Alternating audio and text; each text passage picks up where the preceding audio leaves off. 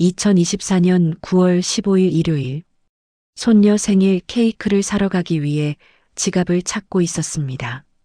거실 소파 쿠션 사이에서 며느리 휴대폰이 보였습니다. 화면이 켜져 있었고 카카오톡이 열려 있었습니다.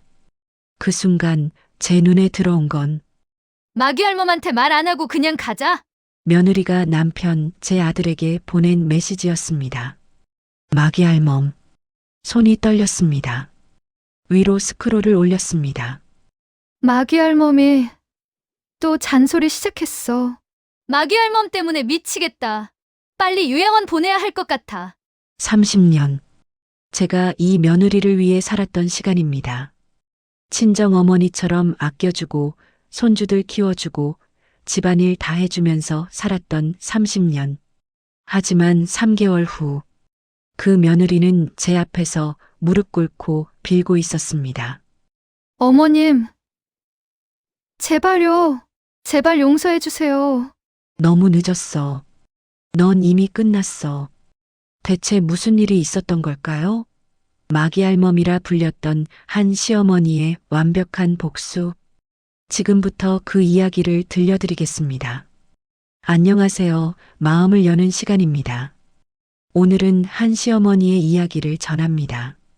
30년간 헌신했지만 뒤에서는 마귀 할멈이라 불렸던 그녀가 어떻게 모든 것을 되찾았는지 그 놀라운 반전의 기록입니다. 제 이름은 박순자, 올해 76입니다. 1994년 아들 민호가 26살 때 결혼했습니다. 며느리 이름은 김지영. 24살의 예쁜 아가씨였습니다. 첫인상이 참 좋았습니다. 공손하고 밝았어요. 결혼 준비하면서도 저한테 이것저것 물어보고 제 말을 잘 들었습니다. 어머님, 이렇게 하는 게 맞을까요? 그래, 그렇게 하면 돼. 우리 며느리 참 착하네. 시집온 첫날도 잘 기억합니다. 지영이가 제 손을 잡으며 말했습니다. 어머님, 잘 부탁드려요. 딸처럼 아껴주세요. 그래, 그럼. 나도 친딸처럼 아끼마. 그렇게 시작된 우리의 관계는 정말 좋았습니다. 주변에서 부러워할 정도였어요. 순자 씨네는 정말 시어머니 며느리가 친하다면서요? 그럼요. 우리 지영이가 얼마나 효녀인데요. 자랑스러웠습니다. 내 며느리가 이렇게 착하다는 게. 지영이는 아침마다 제 방에 들어와 인사했습니다. 어머님, 주무셨어요? 아침 준비할게요. 아니야, 내가 할게. 넌 쉬어. 아니에요, 제가 할게요. 어머님은 쉬세요. 1996년 첫 손주가 태어났습니다.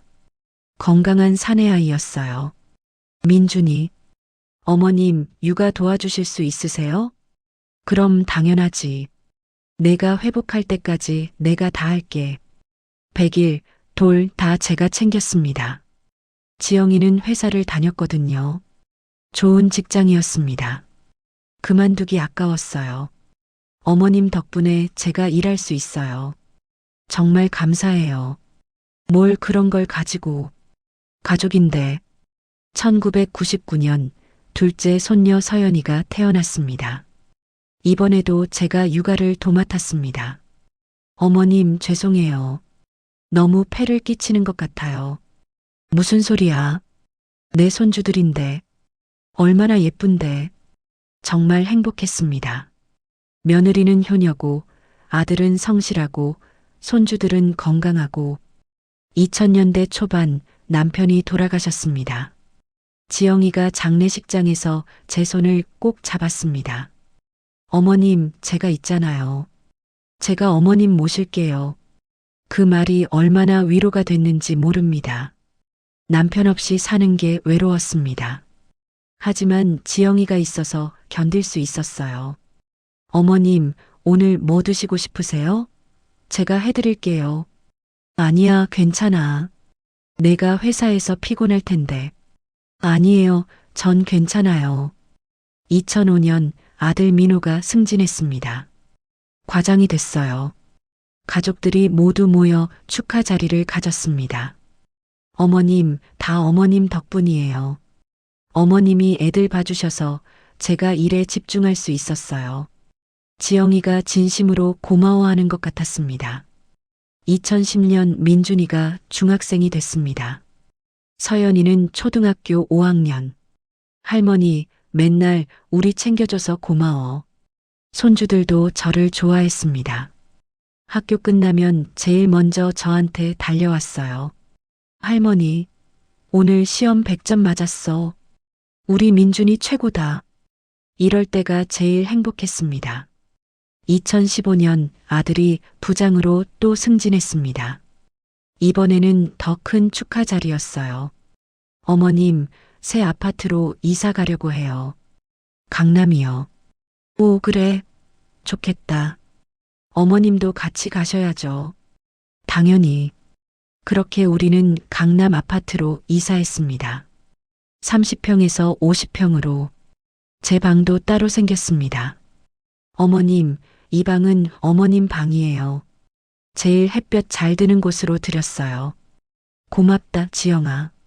정말 효녀구나. 2020년 코로나가 왔습니다. 모두가 힘든 시기였죠. 어머님, 나가지 마세요. 위험해요. 제가 다 사올게요. 지영이가 장 보고 약 사오고 다 해줬습니다. 정말 착한 며느리다. 내가 전생에 나라를 구했나. 그렇게 생각했습니다. 2023년 민준이가 대학을 졸업하고 취직했습니다. 서연이는 대학 3학년. 할머니, 나 대기업 붙었어. 우리 민준이 정말 대단하다. 모든 게 완벽했습니다.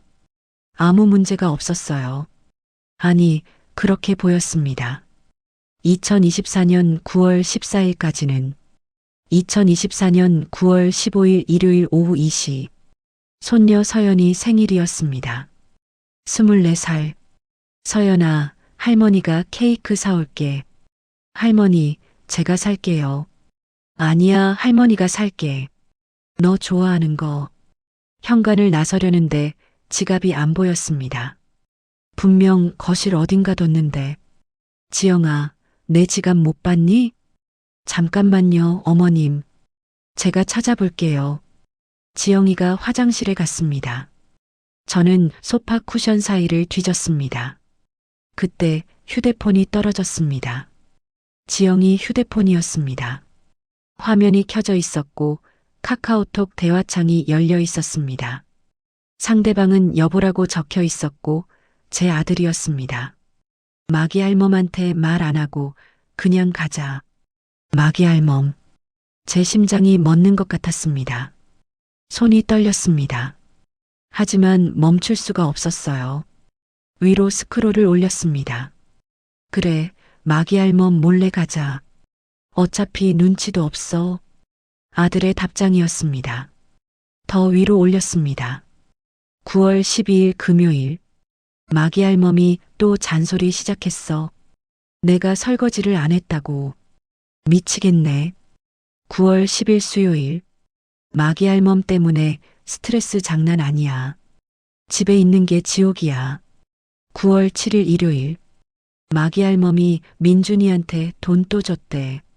몰래. 얼마나 줬는지 알아봐야겠어.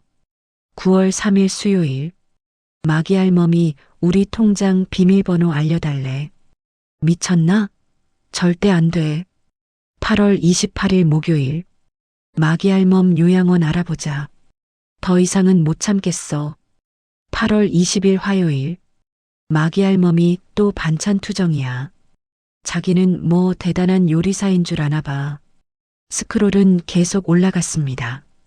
7월, 6월, 5월. 끝이 없었습니다. 모든 대화에 마기 할멈이라는 단어가 있었습니다.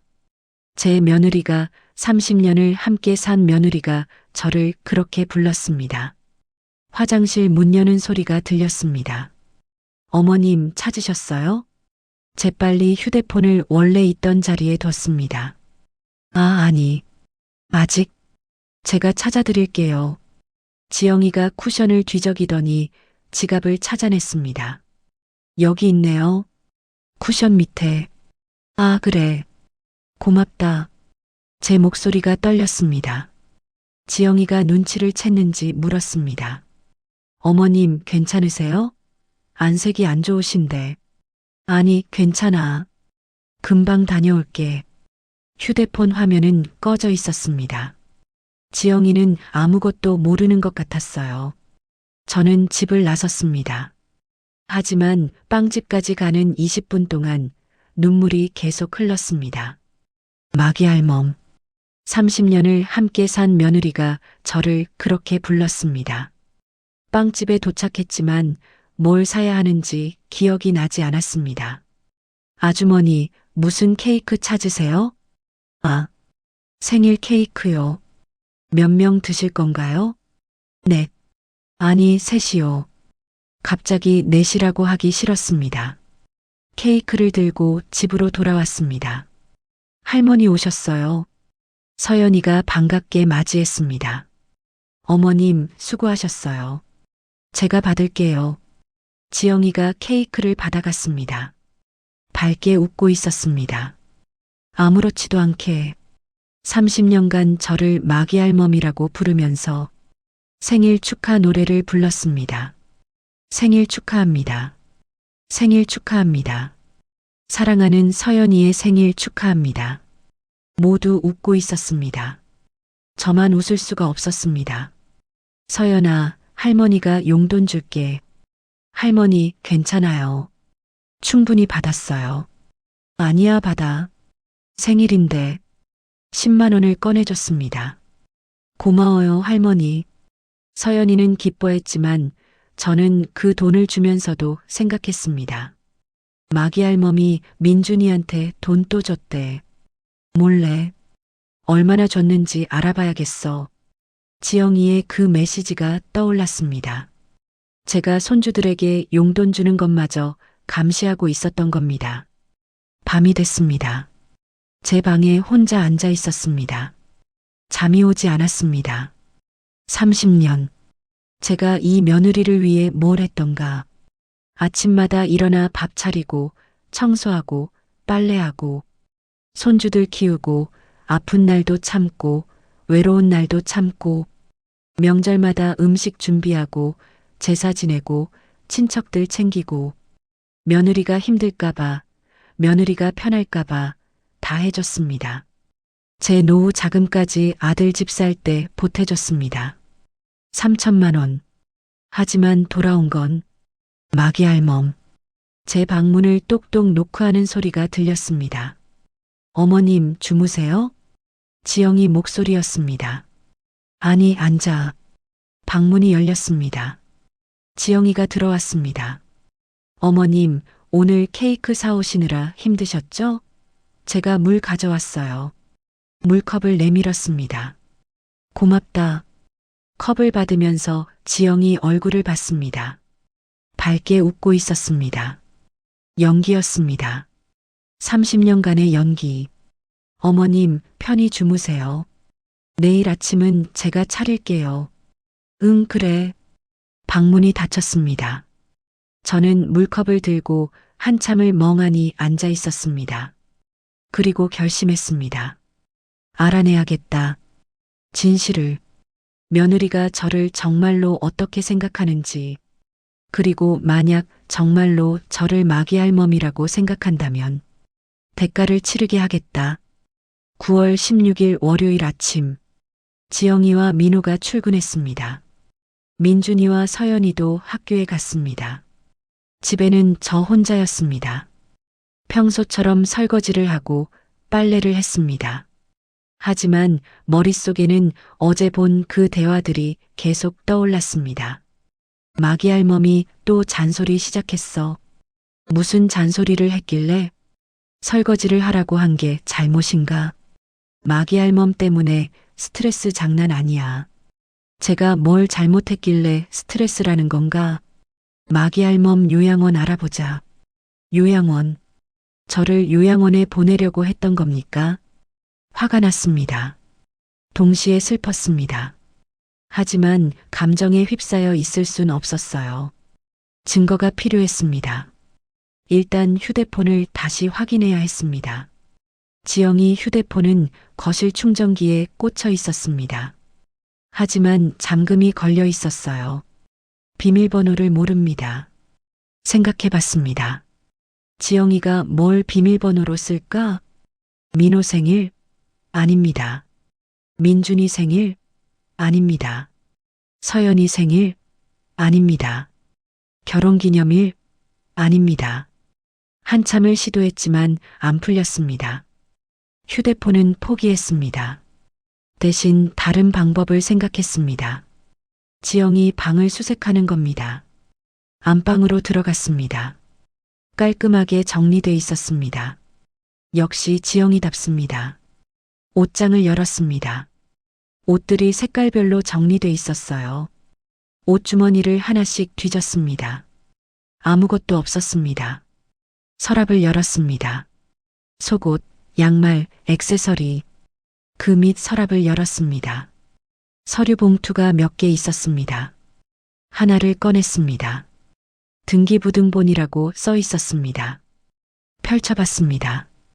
이 아파트 등기부등본이었습니다. 소유자 김민호. 제 아들 이름이었습니다. 당연하죠. 아들 명의로 산 집이니까. 하지만 다른 서류가 눈에 띄었습니다. 부동산 매매 계약서 사본이었습니다. 날짜는 2015년 5월 20일. 제가 3천만 원을 보탠 게 그해 6월이었습니다. 계약서를 자세히 읽어봤습니다. 계약금 5천만 원, 중도금 1억 원, 잔금 3억 원, 총 매매가 4억 5천만 원. 그런데 이상한 점이 있었습니다. 잔금 납부일자가 6월 30일, 제가 돈을 준 게 6월 15일이었습니다. 그런데 계약서에는 이미 잔금이 다 준비돼 있다고 써 있었습니다. 은행 대출 2억 5천만 원, 자기자본 2억 원, 자기자본이 2억? 민호와 지영이가 그렇게 많은 돈을 모았을 리 없었습니다. 제가 준 3천만 원은 어디 갔을까요? 더 뒤졌습니다. 또 다른 봉투가 나왔습니다. 통장 사본이라고 써 있었습니다. 열어봤습니다. 지영이 명의 통장 사본이 여러 개 있었습니다. 하나를 펼쳤습니다. 잔액은 5,800만 원. 다른 통장도 펼쳤습니다. 잔액은 7,200만 원. 또 다른 통장. 잔액은 4천만 원. 총 4개의 통장이 있었습니다. 전부 합치면 2억이 넘었습니다. 지영이가 언제 이렇게 많은 돈을 모았을까요? 회사 월급이 좋긴 했지만 이 정도는 아니었습니다. 그리고 더 이상한 건 왜 이걸 숨겼을까요? 부부끼리도 숨긴 걸까요? 아니면 저한테만 숨긴 걸까요? 계속 뒤졌습니다. 작은 노트가 나왔습니다. 수첩 크기. 펼쳐봤습니다. 엄마 통장 비밀번호 0. 제 통장 비밀번호였습니다. 어떻게 알았을까요? 제가 말한 적도 없는데. 다음 페이지. 엄마 계좌번호 110으로 시작하는 번호. 잔액 약 8천만 원. 2024년 3월 기준. 제 통장 잔액까지 적혀 있었습니다. 어떻게 알았을까요? 다음 페이지. 엄마 보험 삼성생명 만기 2026년. 예상 만기 금액 5천만 원. 제 보험 정보까지. 다음 페이지. 엄마 부동산 없음. 엄마 주식 없음. 엄마 총 자산 약 1억 3천만 원. 소름이 돋았습니다. 지영이가 제 재산을 다 파악하고 있었던 겁니다. 왜 며느리가 시어머니 재산을 이렇게 꼼꼼히 파악하고 있는 걸까요? 노트를 더 넘겼습니다. 요양원 리스트라는 제목이 보였습니다. 1. 해피 실버타운 월 300만 원 강남구. 2. 행복한 집 요양원 월 250만 원 송파구. 3. 사랑의 요양원 월 200만 원 구리시. 요양원 정보가 적혀 있었습니다. 그 옆에 메모가 있었습니다. 엄마 자산으로 충분히 감당 가능. 3년치 선불하면 할인. 빨리 보내는 게 좋을 듯.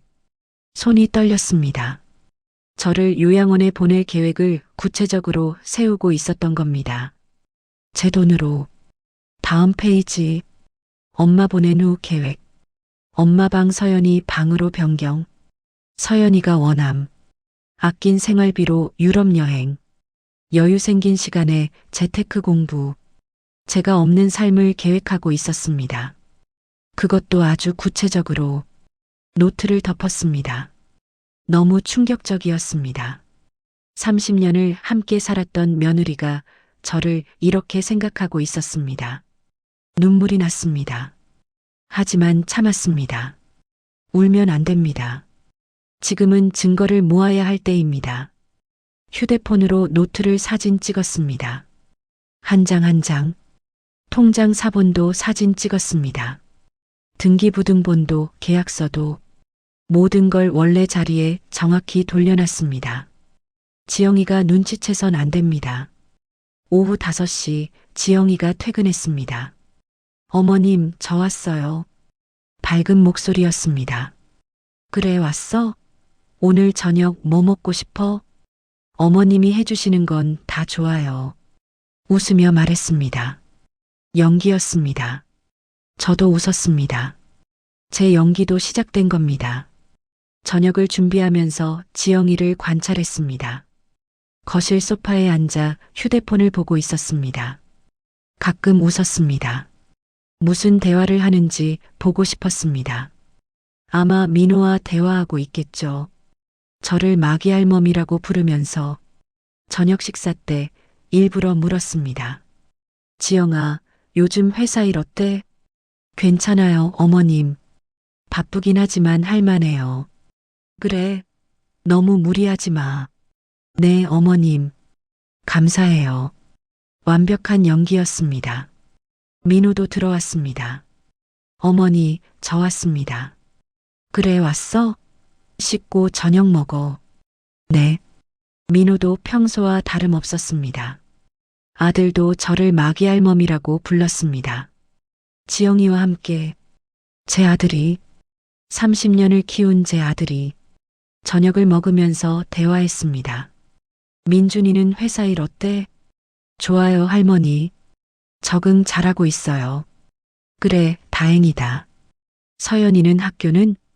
할머니, 저 이번 학기 장학금 받을 것 같아요. 우리 서연이 최고다. 모두 웃었습니다. 평화로운 가족 저녁 식사였습니다. 하지만 저만 알고 있었습니다. 이게 거짓이라는 걸. 식사 후 설거지를 했습니다. 지영이가 도와줄까요? 아니야, 괜찮아. 넌 쉬어. 정말요? 그럼 전방에서 좀 쉴게요. 방으로 들어갔습니다. 저는 설거지를 하면서 생각했습니다. 어떻게 해야 할까? 그냥 직접 물어볼까? 너 나를 마기 할멈이라고 부르니? 아니요. 그러면 지영이는 발뺌할 겁니다. 그리고 더 조심할 것입니다. 증거를 더 모아야 합니다. 그리고 완벽한 타이밍에 모든 걸 드러내야 합니다. 그날 밤 제 방에서 휴대폰을 켰습니다. 오늘 찍은 사진들을 다시 봤습니다. 지영이의 숨겨진 통장들, 제 재산 정보가 적힌 노트, 요양원 계획, 모든 게 증거였습니다. 하지만 아직 부족했습니다. 더 결정적인 증거가 필요했습니다. 며느리가 저를 정말로 어떻게 생각하는지, 왜 이렇게까지 하는지 알아내야 했습니다.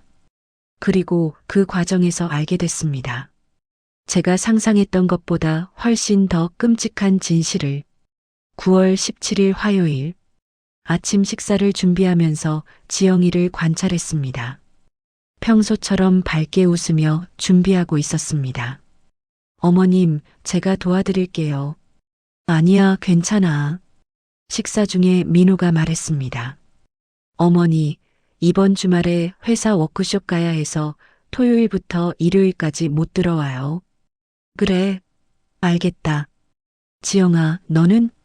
저도 토요일에 회사 행사가 있어요. 저녁 늦게 들어올 것 같아요. 그럼 주말에 나 혼자 있겠네. 민준이랑 서연이는 있잖아요, 할머니. 그래도 심심하겠다. 별로 상관없어 보였습니다. 다들 오전 모두 나가고 저 혼자 남았습니다. 어제처럼 또 안방을 수색했습니다. 이번엔 더 꼼꼼히 봤습니다. 침대 밑을 확인했습니다. 박스가 하나 있었습니다. 꺼냈습니다. 열어봤습니다. 편지들이 가득 들어 있었습니다. 하나를 꺼내 읽었습니다. 사랑하는 지영에게 오늘도 당신 생각에 잠을 못 잤어요. 빨리 만나고 싶어요. 당신의 준혁. 준혁? 누구죠?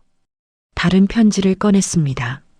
지영아, 어제 저녁 정말 좋았어.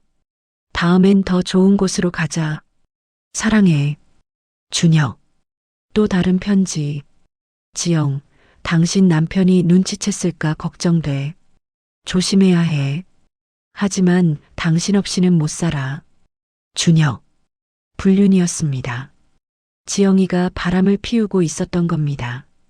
편지는 총 23통이었습니다.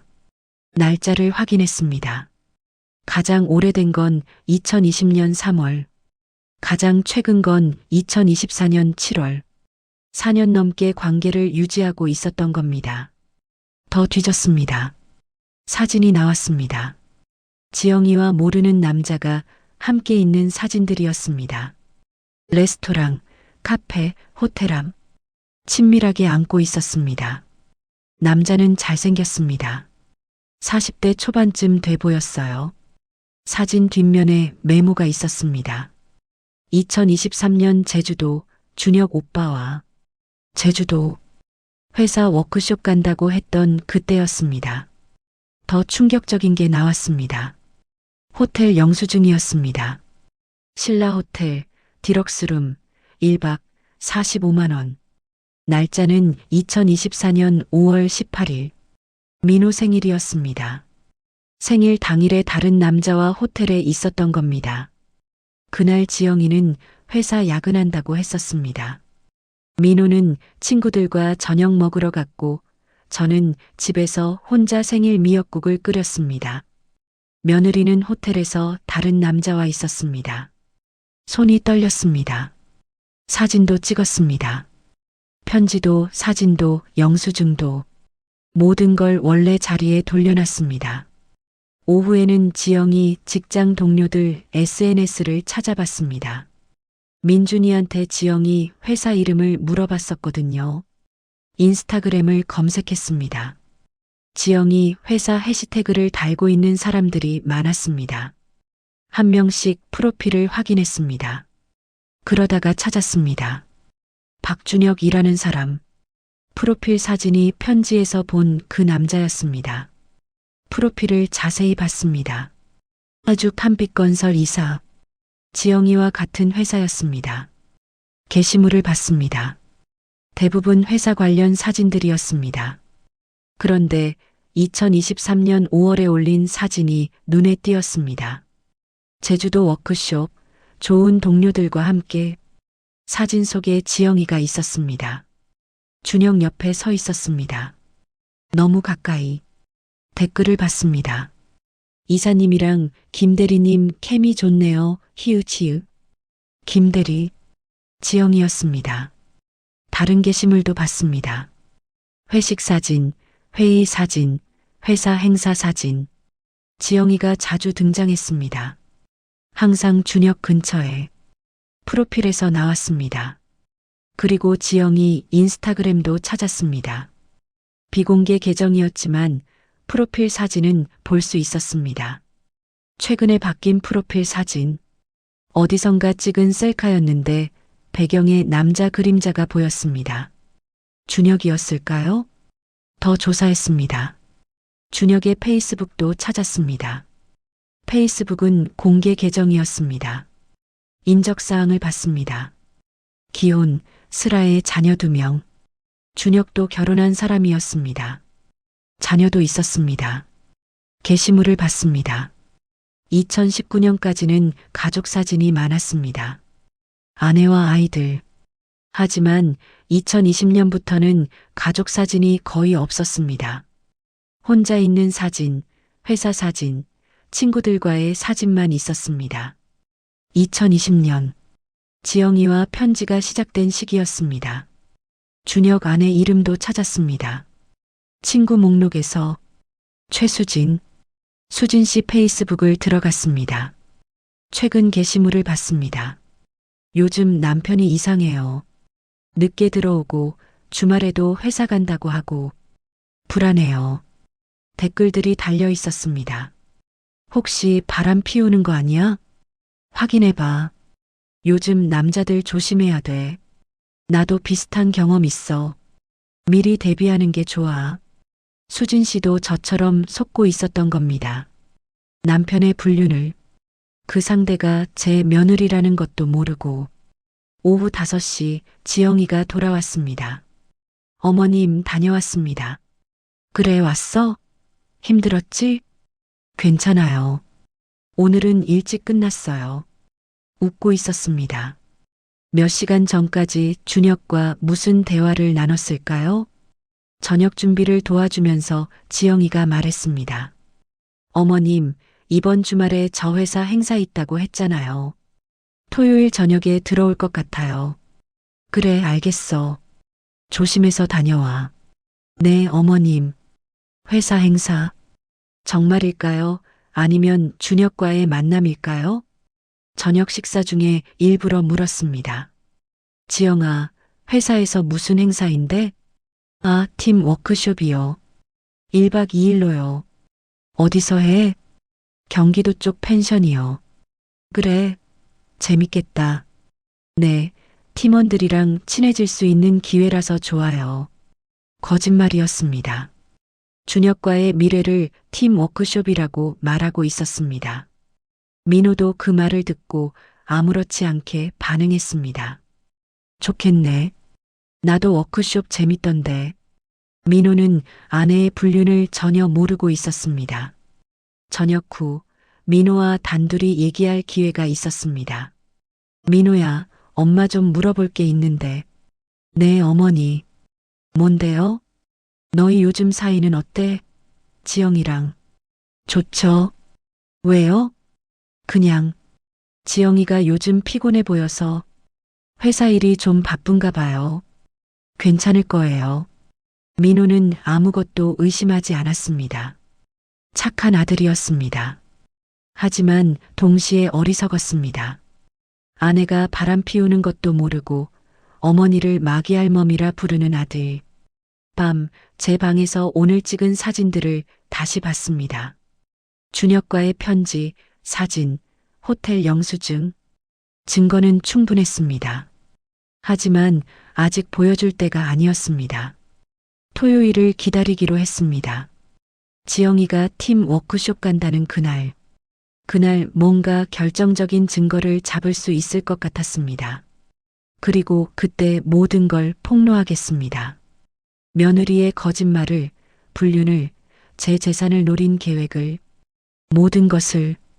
9월 21일 토요일 아침, 민호가 먼저 나갔습니다. 어머니, 다녀오겠습니다. 내일 저녁에 들어올게요. 그래, 잘 다녀와. 오전 10시, 지영이도 나갔습니다. 큰 가방을 들고 있었습니다. 어머님, 다녀올게요. 내일 저녁에 들어올게요. 그래, 조심해서 다녀와. 네, 어머님. 혼자 계시는데 식사 잘 챙겨 드세요. 걱정하는 척이었습니다. 알았어, 걱정 마. 현관문이 닫혔습니다. 저는 재빨리 움직였습니다. 먼저 옷을 갈아입었습니다. 외출복으로. 그리고 지갑과 휴대폰을 챙겼습니다. 작은 가방에 물과 간식을 넣었습니다. 준비가 끝났습니다. 현관문을 열고 나갔습니다. 엘리베이터를 타고 지하 주차장으로 내려갔습니다. 지영이 차가 아직 주차장에 있었습니다. 은색 소나타. 차 옆에 서서 기다렸습니다. 10분쯤 지났을까요? 지영이가 나타났습니다. 가방을 끌고 걸어오고 있었습니다. 하지만 혼자가 아니었습니다. 남자가 함께 있었습니다. 준혁이었습니다. 사진에서 본 바로 그 남자. 둘은 차 앞에 섰습니다. 지영이가 트렁크를 열고 가방을 실었습니다. 준혁도 자기 가방을 실었습니다. 그리고 둘은 차에 탔습니다. 저는 기둥 뒤에 숨어서 지켜봤습니다. 차가 출발했습니다. 저도 재빨리 움직였습니다. 지하 주차장 출구 쪽으로 뛰어갔습니다. 택시를 잡았습니다. 기사님, 저 앞에 은색 소나타 보이시죠? 저 차 따라가 주세요. 네. 왜요? 제 며느리 차예요. 깜짝 선물 해주고 싶어서요. 아, 그래요? 알겠습니다. 택시가 출발했습니다. 지영이 차를 적당한 거리를 두고 따라갔습니다. 강남에서 출발해서 경기도 방향으로 갔습니다. 1시간쯤 갔을까요? 고속도로를 빠져나와 지방도로로 접어들었습니다. 주변에 펜션들이 보이기 시작했습니다. 지영이 차가 한 펜션 앞에서 멈췄습니다. 힐링 펜션이라는 간판이 보였습니다. 택시를 펜션에서 조금 떨어진 곳에 세웠습니다. 여기서 내릴게요. 네, 6만 원입니다. 돈을 내고 내렸습니다. 지영이와 준혁은 펜션 안으로 들어가고 있었습니다. 짐을 끌고 친밀하게 걸어가고 있었습니다. 준혁이 지영이 어깨에 팔을 두르고 있었습니다. 펜션 입구 앞에 서서 지켜봤습니다. 둘은 데스크에서 체크인을 했습니다. 그리고 2층으로 올라갔습니다. 202호실로 들어갔습니다. 저는 펜션 안으로 들어갔습니다. 데스크에 직원이 있었습니다. 젊은 여자였습니다. 안녕하세요. 무엇을 도와드릴까요? 저기 방금 들어간 커플이요. 202호 맞죠? 네, 그렇습니다만. 혹시 아시는 분이세요? 제 며느리예요. 깜짝 방문하려고요. 직원이 당황하는 표정을 지었습니다. 아, 네. 그런데 괜찮아요. 방해하지 않을게요. 202호가 2층 어디쯤이에요? 복도 끝입니다. 고맙습니다. 2층으로 올라갔습니다. 복도를 따라 걸어갔습니다. 202호 앞에 섰습니다. 안에서 웃음소리가 들렸습니다. 지영이 목소리였습니다. 오빠, 여기 정말 좋다. 잘 골랐어. 준혁 목소리였습니다. 당신이 좋다면 다행이야. 오늘은 우리만의 시간이야. 걱정 마. 남편이랑 시어머니는 각자 일정이 있어서 모를 거야. 그 늙은이 정말 성가셔 죽겠어. 그 늙은이. 저를 말하는 겁니다. 맞아. 마기 할멈이 없으니까 진짜 자유롭다. 조만간 요양원 보내야겠어. 더 이상은 못 참겠어. 얼마나 버틸 건데? 빨리 보내. 당신도 편하고 나도 당신 더 자주 볼 수 있고. 그래야지. 다음 달쯤 얘기 꺼내볼게. 손이 문고리로 갔습니다. 하지만 멈췄습니다. 아직 아니었습니다. 더 확실한 증거가 필요했습니다. 녹음을 해야 했습니다. 휴대폰을 꺼냈습니다. 녹음 앱을 켰습니다. 문에 휴대폰을 가까이 댔습니다. 안에서 대화가 계속됐습니다. 오빠 사랑해. 나도 사랑해, 지영아. 키스 소리가 들렸습니다. 그리고 침대로 가는 소리. 저는 더 이상 들을 수 없었습니다. 녹음을 멈췄습니다. 충분했습니다. 불륜의 증거, 저를 모욕하는 말, 요양원 보낼 계획. 모든 게 녹음됐습니다. 복도를 돌아 나왔습니다. 1층 데스크로 갔습니다. 저기 202호 예약자 이름이 뭔가요? 죄송하지만 고객 정보는 저 경찰에 신고하려고 합니다. 제 며느리가 불륜을 저지르고 있거든요. 직원이 놀라는 표정을 지었습니다. 아, 잠시만요. 컴퓨터를 확인했습니다. 박준영 님으로 예약되어 있습니다. 체크인 시간과 체크아웃 시간은 오늘 오전 11시 체크인, 내일 오후 12시 체크아웃입니다. 1박이군요. 네, 그렇습니다. 혹시 이 펜션 CCTV가 있나요? 네, 입구와 복도에 있습니다. 오늘 영상 저장해 주실 수 있나요? 증거로 필요합니다. 아, 네, 그런데 경찰에 요청하셔야. 알겠습니다. 경찰에 요청할게요. 감사합니다.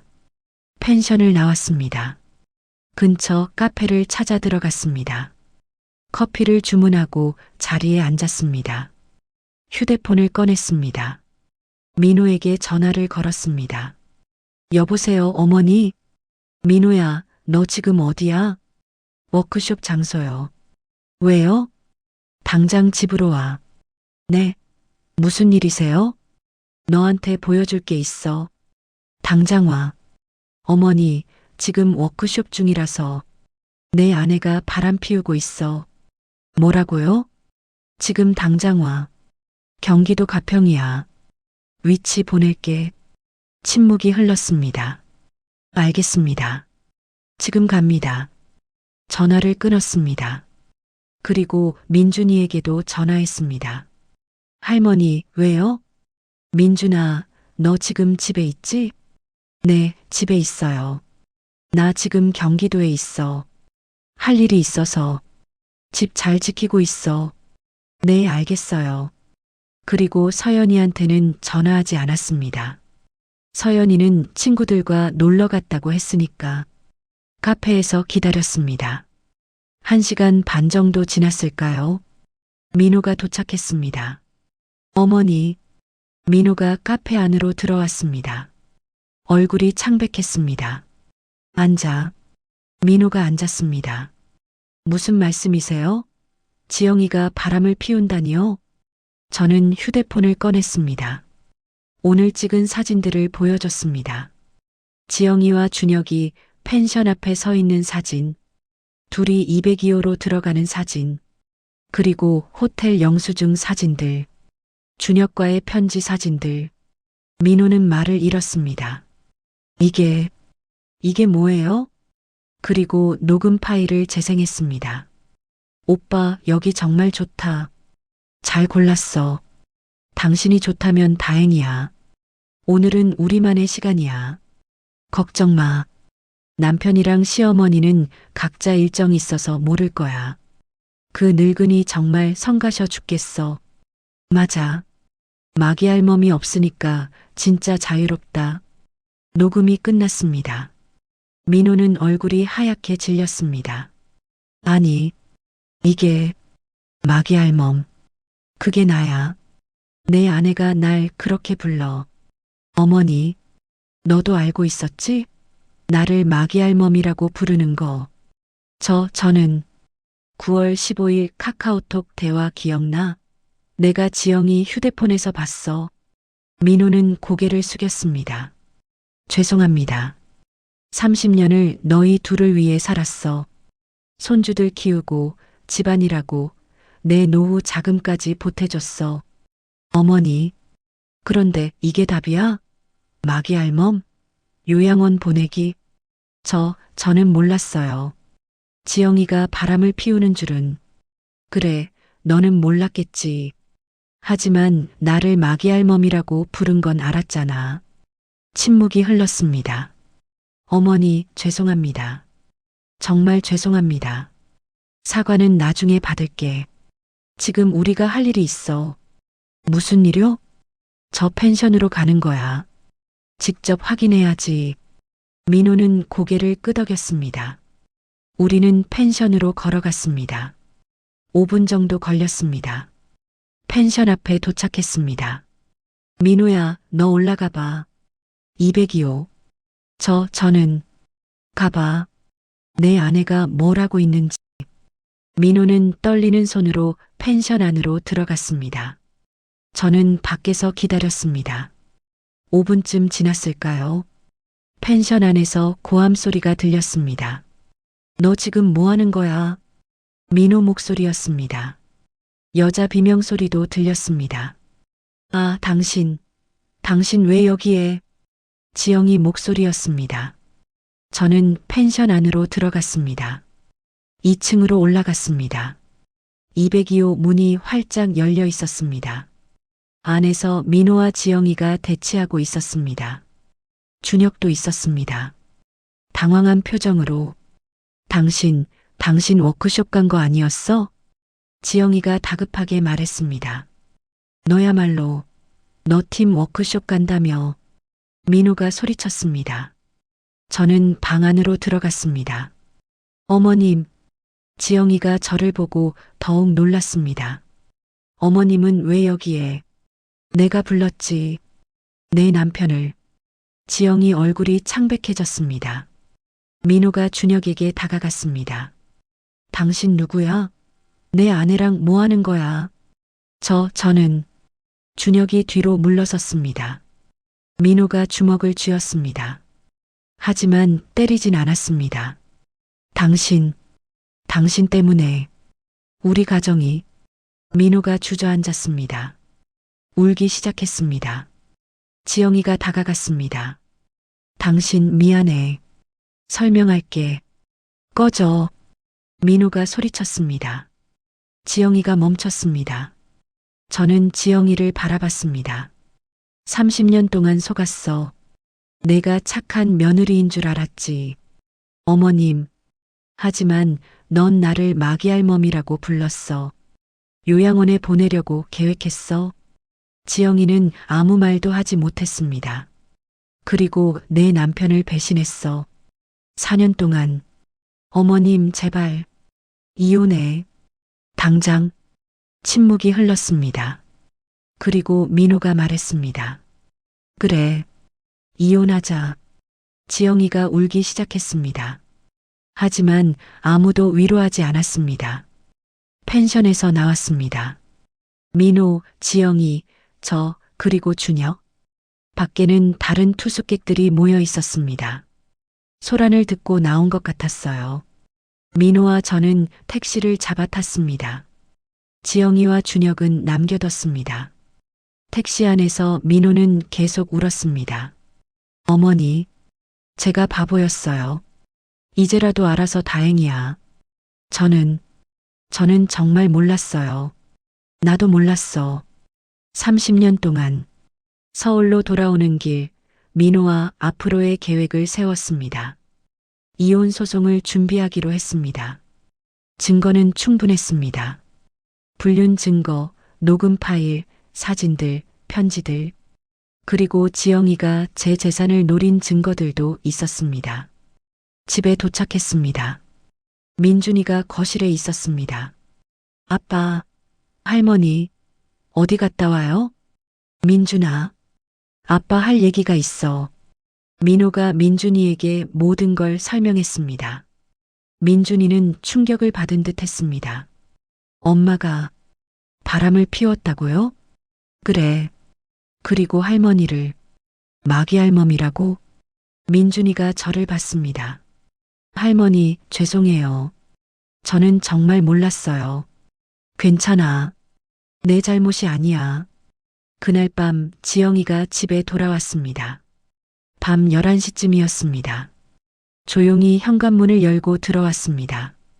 거실에는 저, 민호, 민준이가 앉아 있었습니다.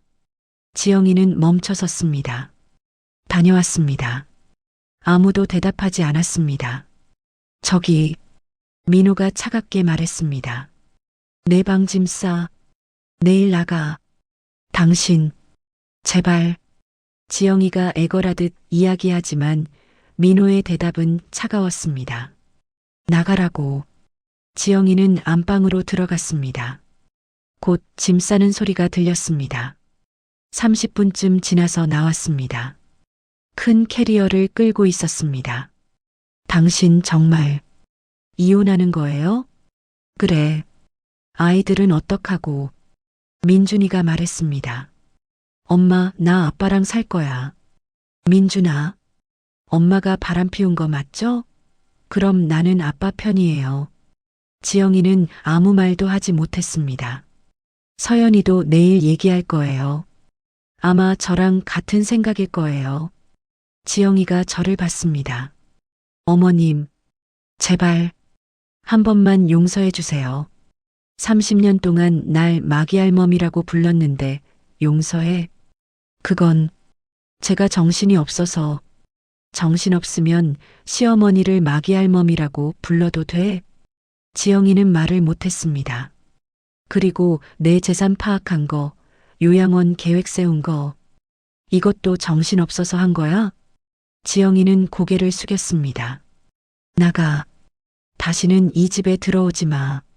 어머님, 내일 변호사 선임할 거야. 이혼 소송 준비할 거야. 그리고 재산 분할 한 푼도 안 줄 거야. 지영이가 울기 시작했습니다. 하지만 저는 마음이 흔들리지 않았습니다. 30년의 배신, 그 대가를 치르게 하는 겁니다.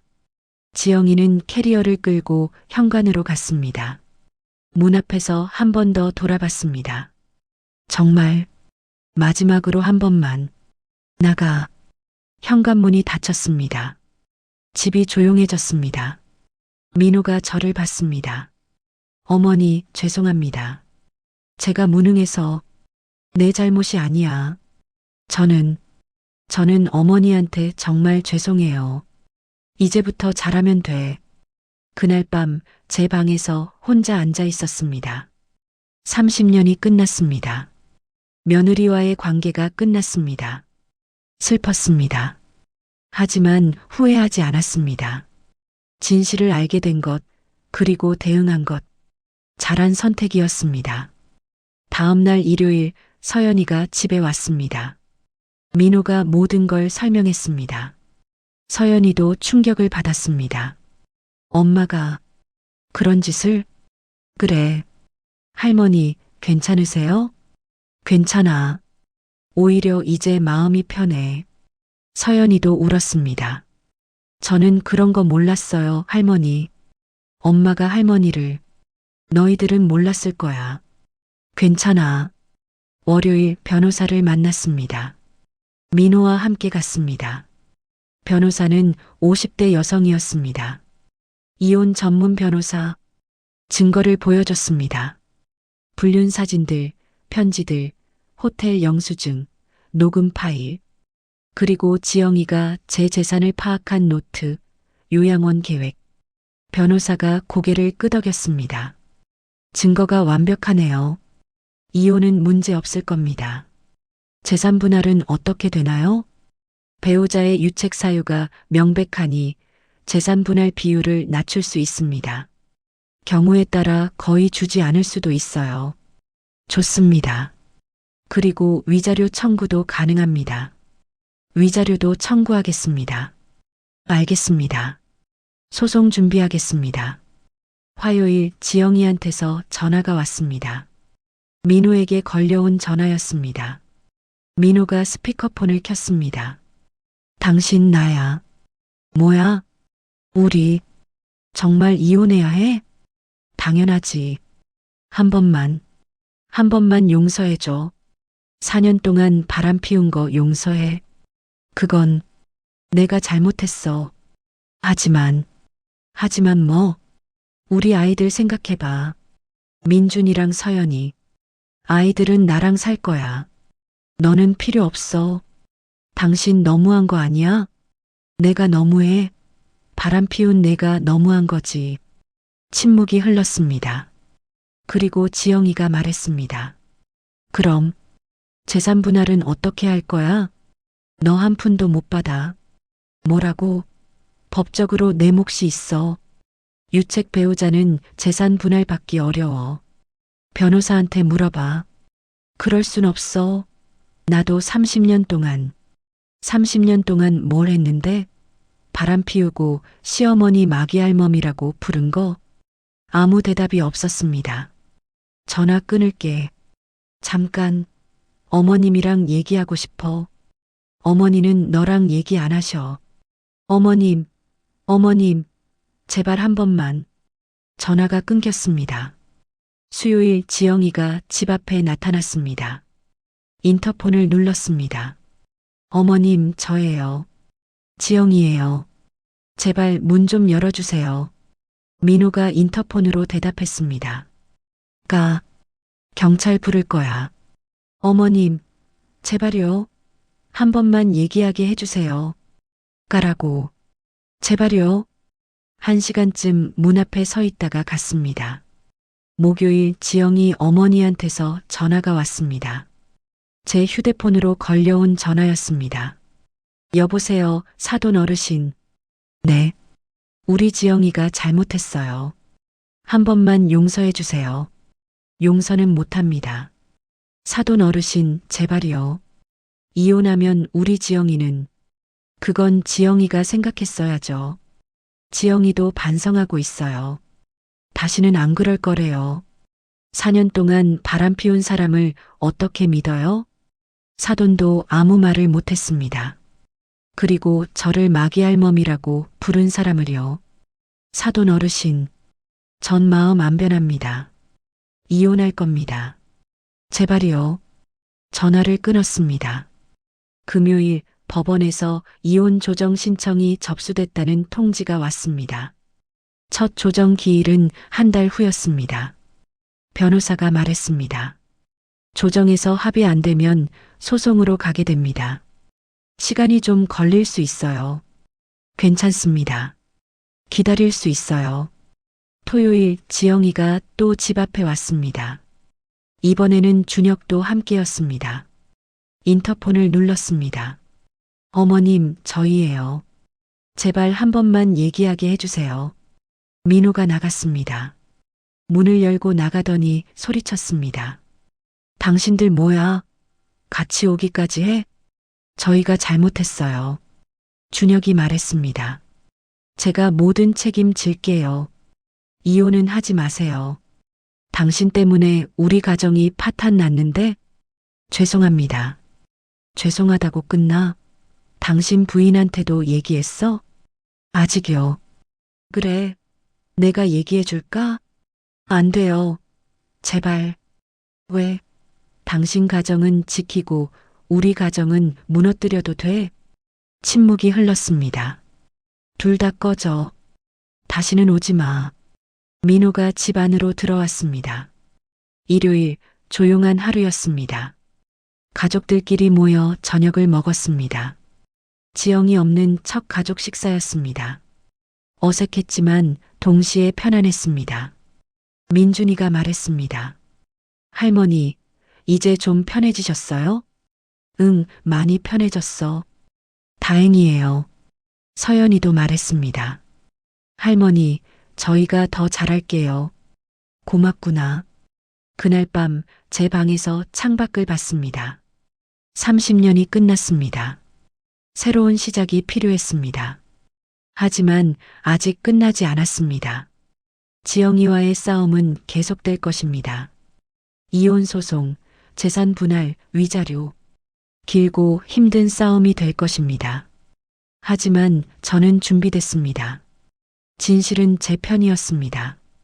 그리고 그 누구도 저를 다시는 마귀할멈이라고 부르지 못할 것입니다. 10월 21일 첫 조정 기일. 법원에 도착했습니다. 민호와 변호사, 그리고 저.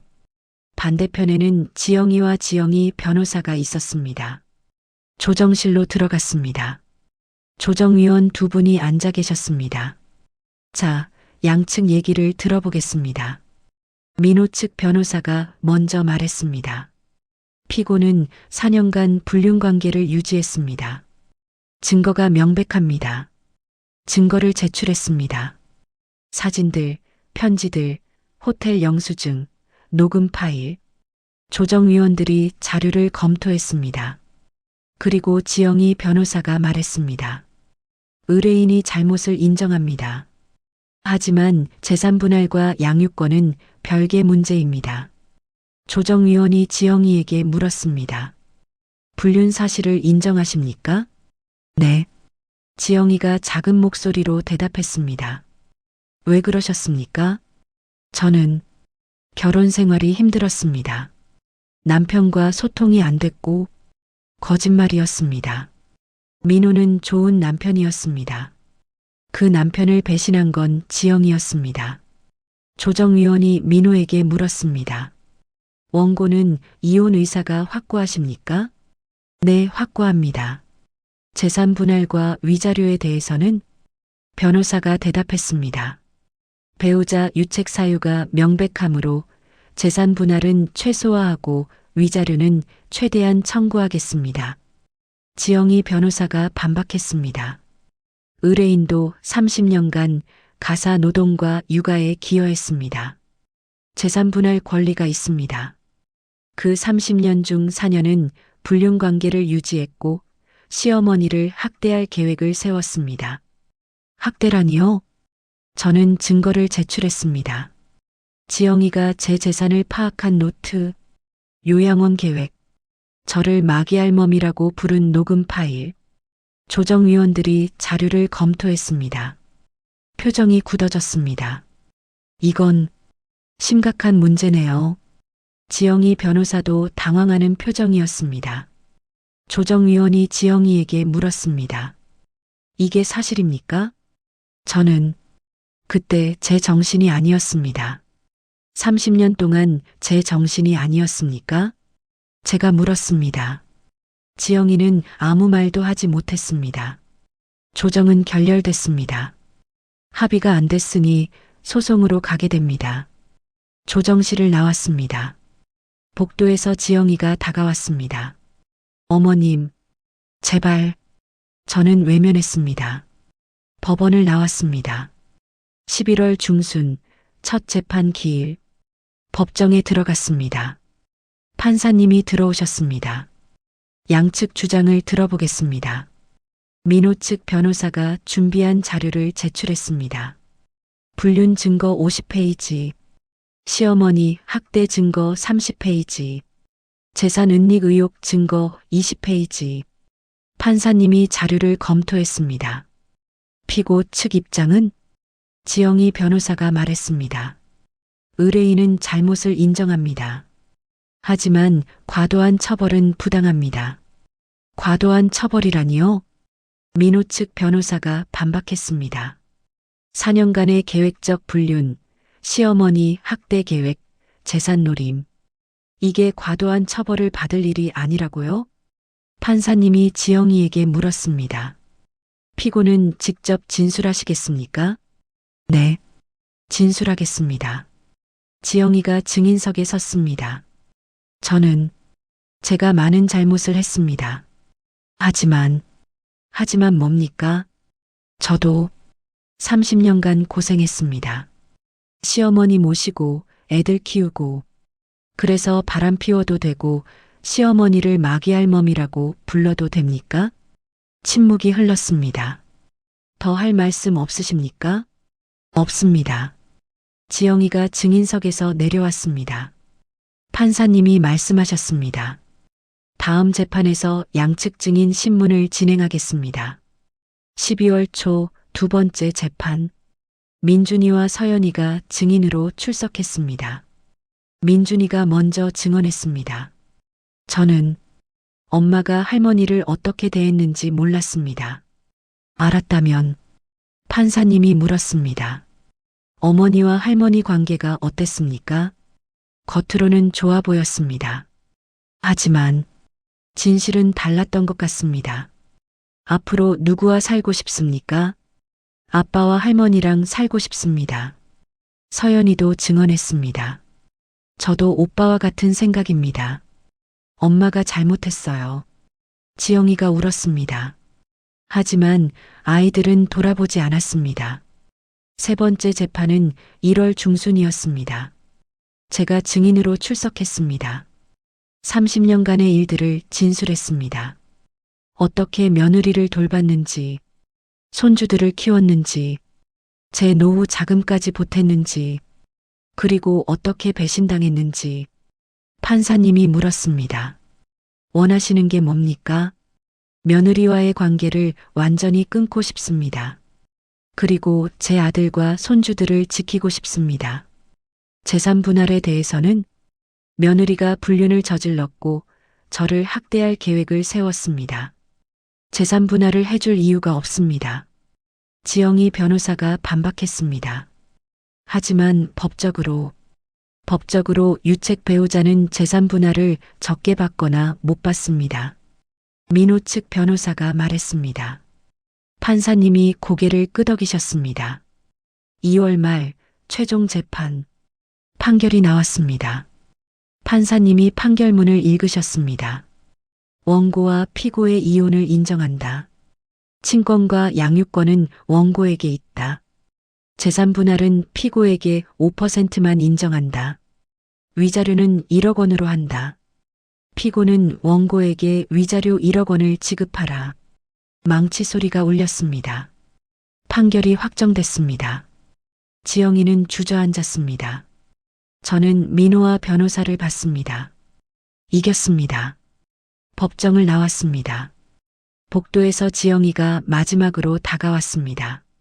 어머님, 정말 이렇게 끝나는 건가요? 그래, 끝이야. 저는 정말 반성하고 있어요. 30년 늦었어.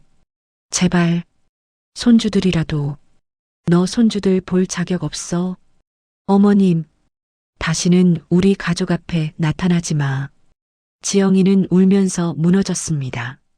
하지만 저는 돌아보지 않았습니다. 법원을 나왔습니다. 햇살이 따뜻했습니다. 민호가 말했습니다. 어머니, 고생하셨습니다. 아니야. 이제 시작이야. 네. 새로운 시작. 우리 가족의. 민호가 웃었습니다. 네, 어머니. 3월 초 이혼이 확정되고 한 달이 지났습니다. 지영이는 위자료 1억 원을 지급했습니다. 재산 분할로 받은 돈으로 겨우 냈다고 들었습니다. 지영이는 작은 원룸으로 이사 갔다고 합니다. 회사도 그만뒀다고 들었습니다. 준혁 때문이었습니다. 회사에서 둘의 불륜이 소문났거든요. 제가 준혁 아내 최수진 씨에게 연락했기 때문입니다. 판결 나고 일주일 후 수진 씨에게 전화를 걸었습니다. 여보세요? 최수진 씨시죠? 네. 누구세요? 제 며느리와 당신 남편이 불륜 관계였습니다. 뭐라고요? 증거를 보내드릴게요. 확인해 보세요. 전화를 끊고 모든 증거를 이메일로 보냈습니다. 사진, 편지, 호텔 영수증, 녹음 파일. 이틀 후 수진 씨한테서 전화가 왔습니다. 연락 주셔서 감사합니다. 목소리가 떨리고 있었습니다. 확인하셨나요? 네, 확인했습니다. 남편한테 따져봤어요. 뭐라고 하던가요? 인정했습니다. 울면서 사과하더라고요. 그래서요? 이혼하기로 했습니다. 잘하셨습니다. 그리고 회사에도 알릴 겁니다. 남편 망신시킬 겁니다. 그러세요. 감사합니다. 정말 감사합니다. 수진 씨는 약속을 지켰습니다. 준혁과의 불륜 사실을 회사에 폭로했습니다. 내부 고발 형식으로 회사는 발칵 뒤집혔습니다. 이사급 직원의 불륜, 그것도 같은 부서 부하 직원과의 불륜. 회사 입장에서는 큰 스캔들이었습니다. 조사가 시작됐습니다.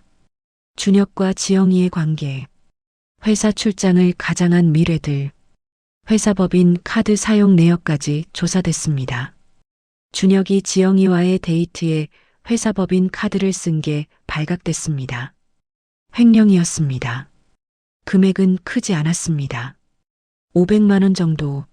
하지만 충분히 문제가 될 금액이었습니다. 3월 말 준혁은 징계위원회에 회부됐습니다.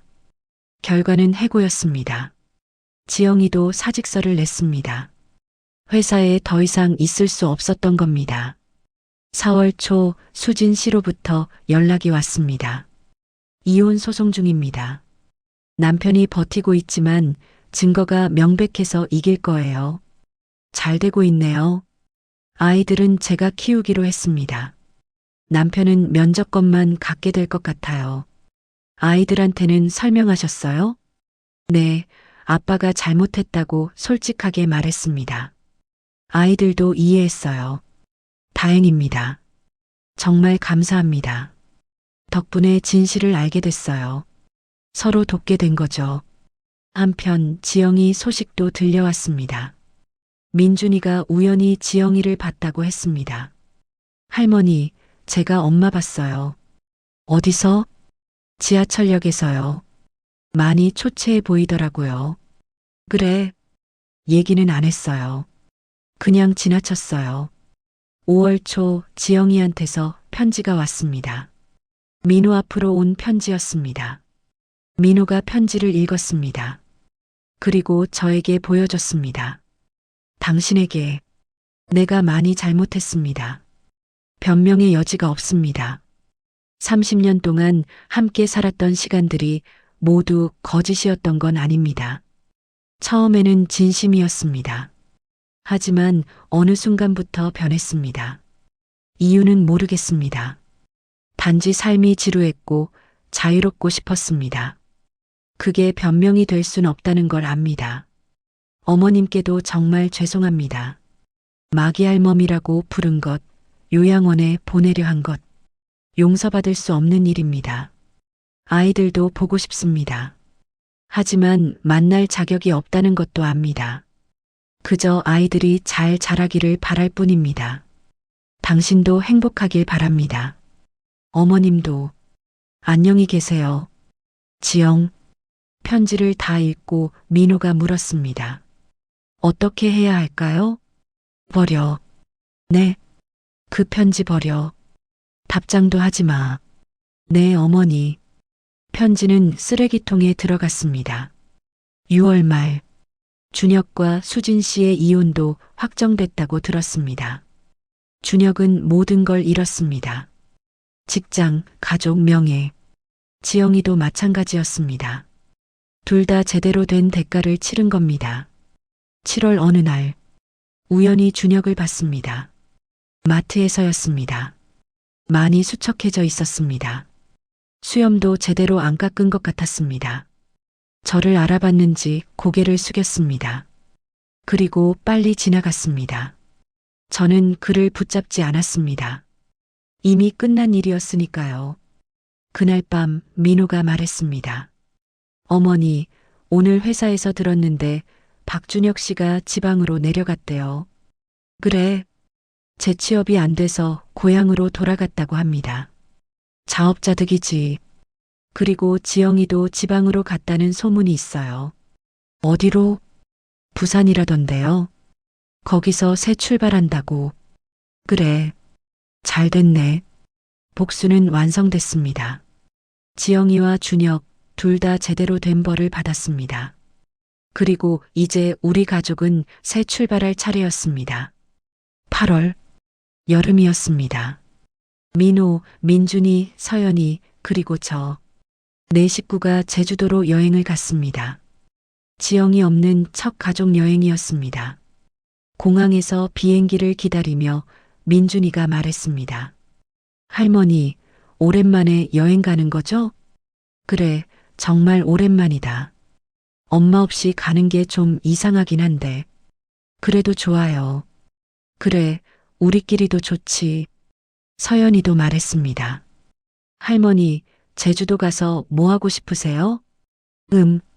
바다 보고 맛있는 것도 먹고. 저희가 많이 모셔드릴게요. 제주도는 아름다웠습니다. 바다, 하늘, 햇살. 모든 게 평화로웠습니다. 호텔에서 저녁을 먹으며 민호가 말했습니다. 어머니, 그동안 고생 많으셨어요. 아니야, 괜찮아. 앞으로는 편하게 지내세요. 제가 다 할게요. 고맙구나.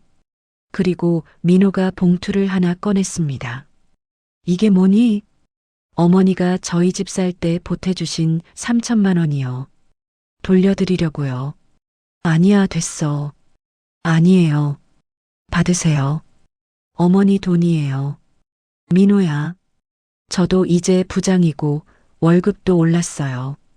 어머니 모시는 건 제 몫이니까요. 봉투를 받았습니다. 눈물이 났습니다. 고맙다. 여행에서 돌아온 후 집이 더 편안해졌습니다. 지영이 없는 집. 처음에는 어색했지만 이제는 익숙해졌습니다. 9월, 민준이가 회사에서 승진했습니다. 대리가 됐습니다. 가족들이 모여 축하 자리를 가졌습니다. 할머니, 제가 첫 월급 인상분으로 할머니께 선물 드릴게요. 오, 그래. 고맙구나. 무엇이 좋으세요? 생각해 볼게. 며칠 후, 민준이가 안마의자를 사줬습니다. 할머니, 이거 앉아보세요. 허리 아프실 때 쓰세요. 오, 이거 비쌌을 텐데. 괜찮아요. 할머니가 저희 키우느라 고생하셨잖아요. 고맙다, 민준아. 10월, 서연이가 대학을 졸업하고 취업했습니다. 패션 회사였습니다. 할머니, 제 첫 월급으로 할머니 옷 사드릴게요. 오, 그래. 같이 백화점 가요. 그래, 가자. 백화점에서 서연이가 옷을 골라줬습니다. 예쁜 원피스, 재킷, 스카프. 할머니, 이거 입으면 정말 예쁠 것 같아요. 그래. 나 이런 옷 입어본 지 오래됐는데. 이제 자주 입으세요. 집에 돌아와 옷을 입어봤습니다. 거울을 봤습니다. 낯설었습니다. 30년 동안 화려한 옷을 입어본 적이 없었거든요. 며느리 눈치를 봤었으니까. 하지만 이제는 자유였습니다. 11월, 제 생일이었습니다. 77살. 가족들이 작은 파티를 준비했습니다. 케이크, 음식, 선물들. 할머니, 생일 축하해요. 고맙구나, 얘들아. 어머니, 축하드립니다. 고맙다, 민호야. 촛불을 끄며 소원을 빌었습니다. 우리 가족이 계속 행복하게 해주세요. 12월, 크리스마스였습니다. 집을 예쁘게 꾸몄습니다. 트리도 세우고 장식도 달고. 지영이 있을 때는 이런 거 못했었습니다. 귀찮다고 했거든요. 하지만 이제는 자유였습니다. 크리스마스 이브, 가족들이 선물을 교환했습니다. 저도 손주들에게 선물을 줬습니다. 민준이에게는 시계를, 서연이에게는 가방을. 할머니, 감사합니다. 천만에. 행복했습니다. 진짜로 행복했습니다. 30년 만에 처음 느끼는 진짜 행복이었습니다. 2025년 1월. 새해가 밝았습니다. 가족들과 함께 일출을 보러 갔습니다. 동해안이었습니다. 해가 떠올랐습니다. 아름다웠습니다. 어머니, 새해 복 많이 받으세요. 너희들도. 할머니, 새해에는 더 건강하세요. 그래, 고맙다. 해를 보며 생각했습니다. 지난 30년은 힘들었습니다. 배신도 당하고 상처도 받았습니다. 하지만 이제는 끝났습니다. 새로운 시작입니다. 진짜 행복을 찾을 시간입니다. 그리고 이제 알았습니다. 행복은 멀리 있지 않다는 것을. 가족의 사랑, 진실, 그리고 자유. 그것이 진짜 행복이라는 것을. 2025년 9월. 지영이와 이혼한 지 1년이 지났습니다. 많은 것이 변했습니다. 민호는 이제 상무가 됐습니다. 또 승진한 겁니다. 회사에서 인정받고 있었습니다. 민준이는 대리를 거쳐 과장이 됐습니다. 빠른 승진이었습니다. 회사 일도 잘하고 인간관계도 좋았습니다. 서연이는 패션 회사에서 디자이너로 일하고 있었습니다. 재능이 있다고 인정받았습니다. 그리고 저 건강했습니다. 마음도 몸도. 더 이상 눈치 볼 필요가 없었습니다. 하고 싶은 대로 살았습니다. 친구들도 만나고 여행도 다니고 취미 생활도 했습니다. 어느 날 동네 복지관에서 봉사활동을 시작했습니다. 독거노인 식사 지원 봉사였습니다. 그곳에서 비슷한 처지의 사람들을 많이 만났습니다. 며느리한테 배신당한 사람들, 가족한테 버림받은 사람들, 그들에게 제 이야기를 들려줬습니다. 어떻게 상황을 이겨냈는지, 어떻게 다시 행복을 찾았는지 많은 분들이 위로를 받았다고 했습니다. 그 할머니, 저도 용기가 생겼어요. 할머니처럼 당당하게 살아야겠어요. 그래요. 우리 인생, 우리가 주인이에요. 9월 어느 날, 민준이가 여자친구를 데려왔습니다. 할머니, 제 여자친구예요. 수진이라고 해요. 안녕하세요, 할머니. 만나 뵙게 되어 영광입니다. 그래, 반갑다. 우리 민준이 잘 부탁해. 네, 할머니. 식사를 함께하며 수진 씨를 관찰했습니다. 예의 바르고 밝았습니다. 민준이를 대하는 태도도 좋았습니다. 진심으로 사랑하는 게 보였습니다. 식사 후 민준이가 조심스럽게 물었습니다. 할머니, 수진이 어때요? 좋더라. 착한 아가씨야. 다행이다. 할머니가 인정해 주셔서. 민준아, 결혼 생각 있니? 네, 있어요. 내년쯤 생각하고 있어요. 그래, 좋다. 할머니가 축복해 줄게. 감사합니다, 할머니. 민준이가 행복해하는 모습을 보니 기뻤습니다. 10월, 서연이도 남자친구를 소개했습니다. 준호라는 청년이었습니다. 의사였습니다. 할머니, 안녕하세요. 서연이한테 많이 들었습니다. 그래, 반갑다. 할머니 정말 멋지신 분이시라고 들었어요. 존경합니다. 고맙구나. 식사하며 준호를 관찰했습니다. 진지하고 예의 바른 청년이었습니다. 서연이를 아끼는 것도 보였습니다. 식사 후 서연이가 물었습니다. 할머니, 준호 오빠 어때요? 좋더라. 믿음직스러워. 다행이에요. 할머니가 마음에 들어 하셔서. 언제 결혼할 거니? 아직 구체적으로 정하진 않았는데. 내후년쯤? 그래, 좋다. 할머니가 축복해 줄게. 고마워요, 할머니. 손주들이 다 잘 컸습니다. 좋은 사람들을 만나 행복해하고 있었습니다. 제가 바라던 바였습니다. 11월, 우연히 지영이 소식을 들었습니다. 민호 친구가 부산에서 지영이를 봤다고 했습니다. 작은 카페에서 일하고 있더라고요. 많이 변했던데요. 그래요? 네. 전보다 훨씬 수척하고 머리도 짧게 자르고. 그렇군요. 따로 얘기는 안 했어요. 그냥 보기만 했죠. 알겠습니다. 지영이 이야기를 듣고도 마음이 흔들리지 않았습니다. 이미 끝난 일이었으니까요. 그냥 그렇게 사나보다 생각했습니다.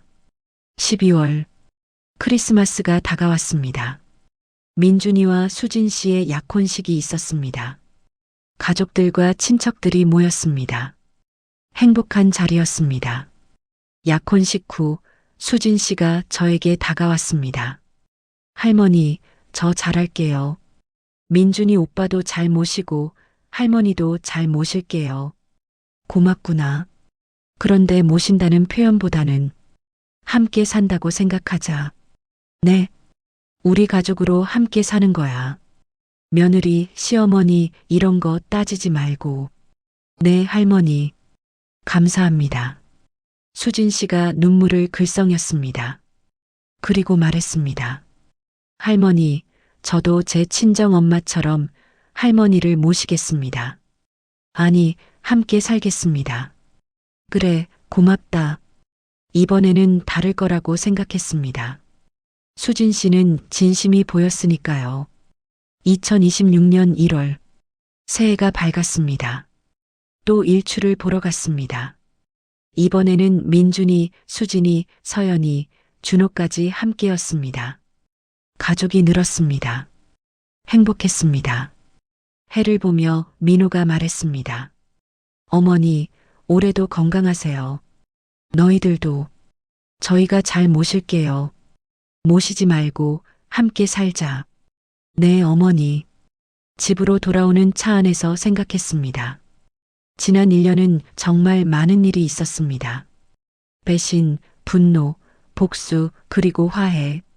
하지만 이제는 끝났습니다. 새로운 가족들이 생겼습니다. 진심으로 저를 아끼는 사람들. 그것으로 충분했습니다. 마기 할멈이라는 별명도 이제는 없습니다. 저는 이제 그냥 할머니입니다. 사랑받는 할머니. 그것으로 충분합니다. 여기까지가 제 이야기입니다. 며느리 휴대폰에서 마기 할멈이라는 이름을 발견한 순간부터 1년 반. 긴 시간이었습니다. 하지만 후회하지 않습니다. 진실을 알게 된 것, 그리고 대응한 것, 모두 옳은 선택이었습니다. 혹시 저와 비슷한 상황에 계신 분들께 드리고 싶은 말씀이 있습니다. 당당하세요. 여러분은 잘못한 게 없습니다. 가족을 위해 헌신한 것은 잘못이 아닙니다. 하지만 헌신이 당연하게 여겨지거나 학대로 돌아온다면 그때는 멈춰야 합니다. 진실을 마주하세요. 아프더라도 힘들더라도. 그리고 대응하세요. 당당하게. 여러분의 인생은 여러분 것입니다. 누구도 함부로 대할 권리가 없습니다. 가족이라는 이름으로도. 저는 이제 행복합니다. 진짜로 행복합니다. 여러분도 행복하시길 바랍니다. 감사합니다. 오늘 영상이 도움이 되셨다면 구독과 좋아요 부탁드립니다. 여러분의 따뜻한 응원이 큰 힘이 됩니다. 다음에도 더 좋은 이야기로 찾아뵙겠습니다. 감사합니다.